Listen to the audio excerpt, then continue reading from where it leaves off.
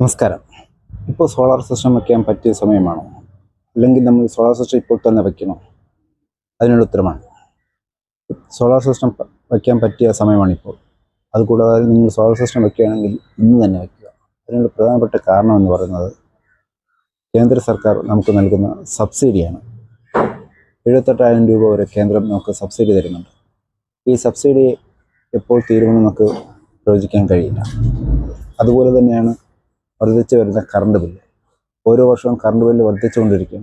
അപ്പോൾ നമ്മൾ current bill അടയ്ക്കണോ അതോ നിങ്ങൾ സോളാർ വെച്ച് ആ പൈസ സേവ് ചെയ്യണോ എന്ന് നിങ്ങൾ ആലോചിക്കുക. സോളാർ സിസ്റ്റം വയ്ക്കാൻ ഇപ്പോൾ നിങ്ങൾക്ക് 1 രൂപ പോലും ചിലവാക്കേണ്ട കാര്യമില്ല. ഫുൾ എമൗണ്ട് നമുക്ക് ലോൺ കിട്ടുന്നതാണ്.